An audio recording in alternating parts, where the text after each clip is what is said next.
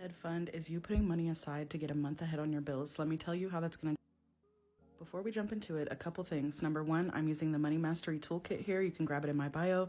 Number two, I would not start on your month ahead fund until you have your emergency fund saved, not fully funded, but just your starter emergency fund of $1,000 or $2,000.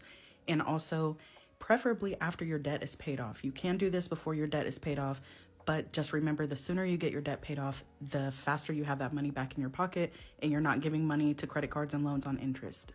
Getting a month ahead on your bills is going to automate your finances and make it to where you're no longer living paycheck to paycheck. Everything's automated. It makes your life a lot easier, and it makes your budget more consistent because you're not spending one check paying for your whole rent, another check paying for all these other bills.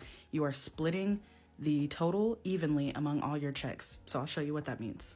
So your month ahead fund can include fixed and variable expenses. If you don't know what that means, go to my page, watch some videos. I go in depth about both of these. But I prefer to just do fixed expenses because this is going to live in your bill account where all of your bills come out of. It's going to allow you to automate your finances. If you have your variable expenses in there with it, that means your grocery and your gas money is in here with your bill money, and you're going to have to withdraw money. And I just like to keep these separate. So we're going to be focusing on fixed expenses for this example. And I'm going to go to the month ahead tracker, which is down here. We're going to do the expense inventory worksheet. I'm going to paste all of our fixed expenses here so that you can see them. So what you're going to want to do is add up all of your fixed expenses and get the total. We already did that earlier, so I'm going to write that here, $2,650.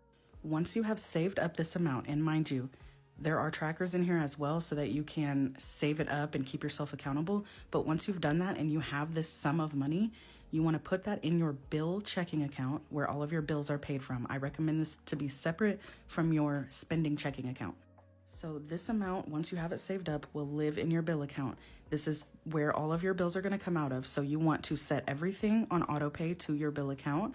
And hopefully you did a high average of your bills, like electric, that can vary, water can vary. Do a high average so you know you always have enough money. So the bills start coming out, right?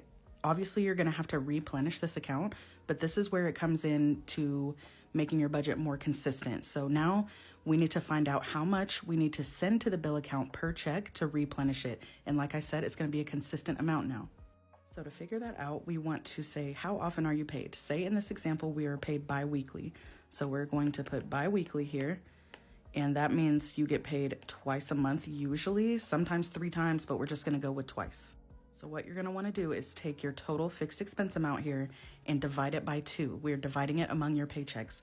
So that is going to make this amount $1,325. And this is how much you are going to spend per check sending back to your bill account to replenish that account. By having this full amount in here to start with, it's not going to go negative. You just need to keep an eye and make sure that all of your bills are coming out as you thought and that you don't have an electric bill that you estimated was going to be $100, but it's actually $600. So just keep an eye on it. It won't go negative. You'll replenish it with your paychecks. Okay, so now how do you add that to your budget? Let's go figure that out. We're going to go to the monthly overview worksheet. And if you don't know what this is, go watch my videos on my page and it explains more. But this is the monthly plan that we create to decide where our money's going to go for the month. This is just your plan, right? Then you need to go to a calendar, plan out everything with your paychecks to see which bills need to be paid with which check, which, by the way, now that you're a month ahead, you're not going to have to do all this anymore. So let's go just straight to the paycheck budget. Now, let me clear this page and you will see all of the same type of things. The bills that need to be paid this period, instead of you having to go reference the calendar and write everything that needs to be paid with this check, you're just going to need to write that one amount, $1,325, because that's how much you are contributing back to your bill account. So for fixed expenses, that's it. Then you just need to go and add your variable expenses and total those up, get all your leftovers, do your extra allocation for your sinking funds, and it's that easy.